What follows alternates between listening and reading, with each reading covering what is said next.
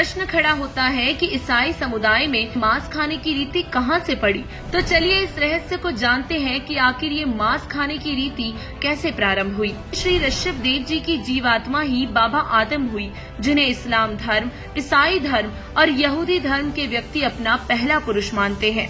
बाबा आदम व उनकी पत्नी हव्वा के सहयोग से 2 पुत्र उत्पन्न हुए, जिनमें से एक का नाम काइन तथा दूसरे का नाम हाबिल रखा गया। काइन खेती करता था और हाबिल भेड़ बकरियां चराया करता था।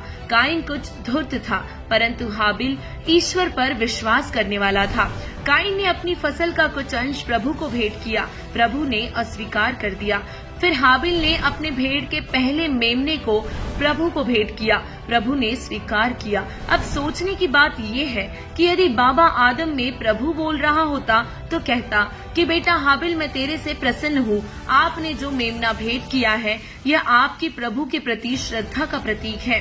यह आप ही ले जाइए और इसे बेचकर धर्म भंडारा कीजिए और अपनी भेड़ों की ऊन उतार कर रोजी रोटी चलाइए तथा प्रभु में विश्वास रखिए। यहाँ बाबा आदम के शरीर में प्रेतवश प्रवेश करके पवित्र बाइबल में मांस खाने का प्रावधान पितरों ने बोलकर करवाया है। इससे काइन को द्वेष हुआ तथा उसने अपने छोटे भाई को मार दिया और उस समय से लोग प्रभु का नाम लेने लगे।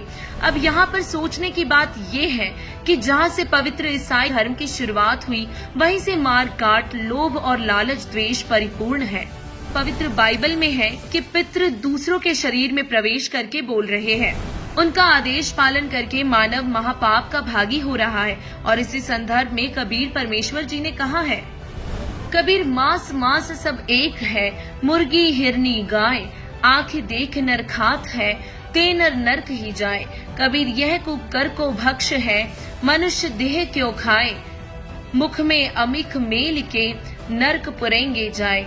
अतः आप सभी से निवेदन है कि परमात्मा के विधान को तोड़कर पापों के भागी न हो, बल्कि सत्य आध्यात्मिक ज्ञान को विस्तार पूर्वक जानने के लिए आज ही संत रामपाल जी महाराज ऐप डाउनलोड करें। धन्यवाद।